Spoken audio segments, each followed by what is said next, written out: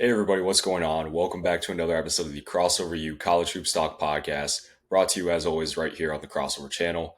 My name is Kanaye, and today we have the announcement coming from one of my favorite players this past year in college basketball, that being Tahaad Pettiford. He's announced today via his Instagram that he's withdrawing from the NBA draft and returning for his sophomore season at Auburn. Really excited to see him play. I definitely felt that he was a player that probably should have gone. In my eyes, he's good enough to have been a lottery pick, but I understand a lot of NBA scouts and GMs did view his size as him being just too undersized and maybe not being as proven as some of the other prospects in this draft, which I think is it's definitely something that I disagree with. Just considering how he showed up for a lot of Auburn's big games this year and was one of the more explosive isolation scorers in the country this past year. But I'm going to talk about that in this episode today.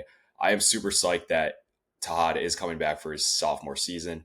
But before we get into all of that, if you like this podcast or anything else you see on this channel, please, it really does help if you engage with our videos in any way you can, whether it's liking, subscribing, or just telling other people about our channel.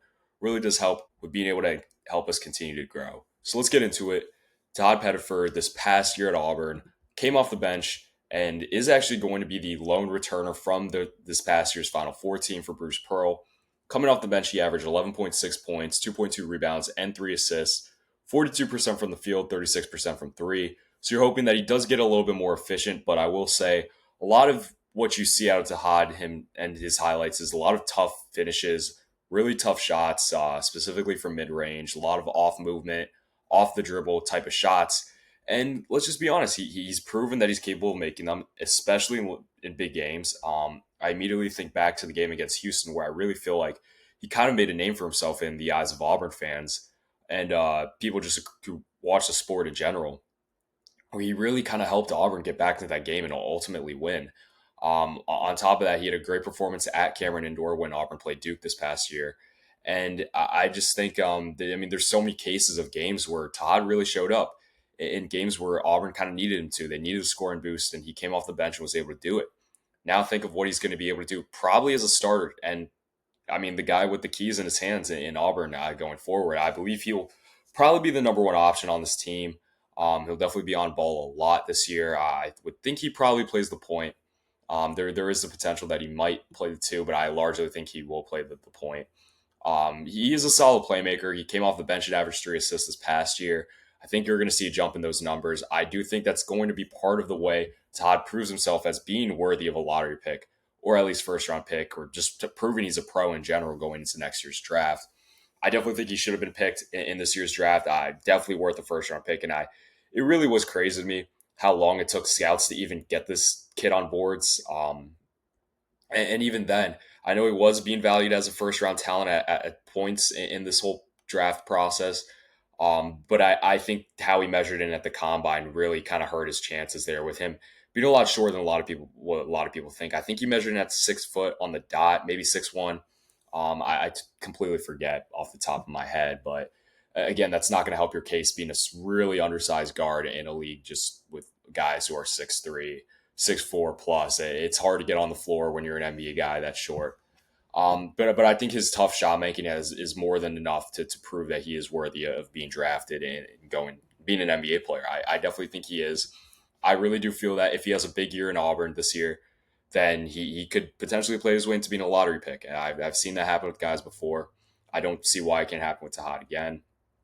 As someone who grew up in Jersey City for a long time, I really got to respect and definitely give my flowers to anyone who's really putting on for the city. And Tahaad being from Jersey City, seeing him play at this high of a level and be this good this early into his collegiate career, it's really awesome to see. And I really look forward to watching Tahaad play another year in Auburn next season.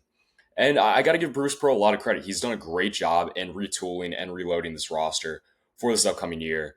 Again, I mentioned Tahaad is going to be the lone returner from this past year's Final Four squad. That is the case, and he really had to completely have a full turnaround and add some guys. A lot of those guys are coming from mid-major JUCO level, which D2 even, which Bruce Pearl has a great track record with. You think of guys like Jahanti Aubrun, who came from Morehead State, Chad Baker Mazar, another great example coming from a JUCO. And they have a few guys kind of in that sort of scenario. Keyshawn Hall is coming from UCF. He was the leading scorer in the Big 12 this past year, averaged not close to 19 points per game, I believe. Might have been like 18 and a half, 18.7, something like that. And Kevin Overton, who was a really important part of Texas Tech this past year and the run they went on in the NCAA tournament. You're also adding Keyshawn Murphy, who averaged, I want to say, around 11, 12 points per game off the bench. I think he had 6 or 7 rebounds. But again, doing that coming off the bench in the SEC, which was the best conference in the country this past year.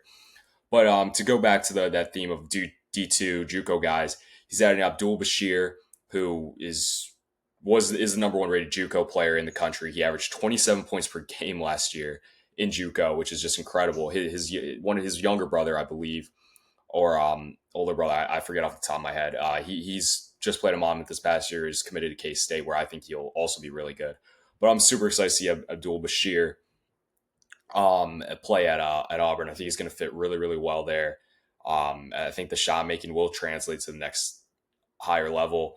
Elijah Freeman coming over from D2, 19 points per game, really elite shooter. Excited to see him play in Bruce Pearl's system. Emeka Aubrun, I'm sorry for not pronouncing that right if you are watching this. Really good depth at it. I think he's going to be really good in the front court this upcoming season. I think he'll play good glue guy minutes and will be an important part of what Auburn wants to do defensively. They're also bringing in 4 4-star recruits. Those guys being Sebastian William Adams, who I think will be really good in 2 to 3 years down the road. But I think the guy that's most notable for me is I forgot to say this Keaton Magwood.